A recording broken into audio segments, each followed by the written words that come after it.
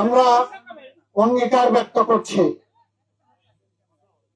শহীদ আবু সাইদ এবং তার সঙ্গীরা যারা জীবন দিয়ে আমাদেরকে রেডি করে গিয়েছেন, আমাদের ঘাড়ে তারা যে দায়িত্বের বোঝা রেখে গিয়েছেন, যে আমানতের বোঝা রেখে গিয়েছেন, তাদের মতো আমরা জীবন দিয়ে তাদের সেই আমানত রক্ষা করার জন্য আমরা লড়ে যাবো ইনশাআল্লাহ।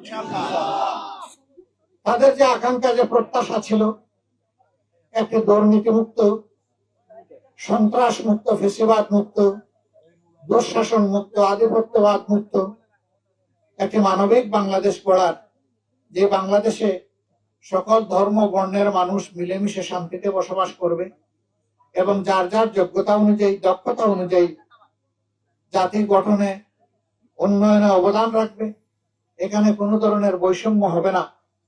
এর জন্য তারা রাস্তায় নেমে স্লোগান দিয়েছিল, উই ওয়ান্ট জাস্টিস। আমরা চাই ন্যায় বিচার। আমরা সেই ন্যায় বিচার প্রতিষ্ঠায় প্রতিজ্ঞাবদ্ধ।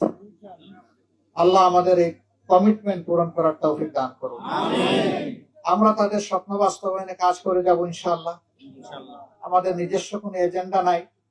আপনারা দেখেছেন 5 আগস্টের পর থেকে 24 সালের এ পর্যন্ত আমরা কোনো চাঁদাবাজি করি নাই, আমরা কোনো দখলদারি করি নাই, আমরা কোনো দুর্নীতি করি নাই, আমরা মামলা দিয়ে মানুষকে হয়রানি করি নাই, আমরা কারো উপর ব্যক্তিগতভাবে প্রতিশোধ নেই নাই।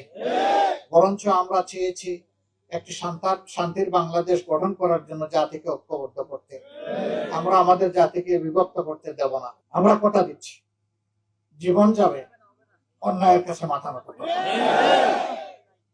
যেভাবে আবু সাইদরা বুক পেতে দিয়েছিল, দেশের জন্য ওইভাবে বুক পেতে দিতে রাজি আছি, কিন্তু দেশের 1 ইঞ্চি জমির সম্মান কারো কাছে বন্ধক রাখবো না।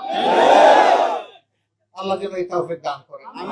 আমরা এগিয়ে যাব, সবাই মিলে এগিয়ে যাব ইনশাআল্লাহ।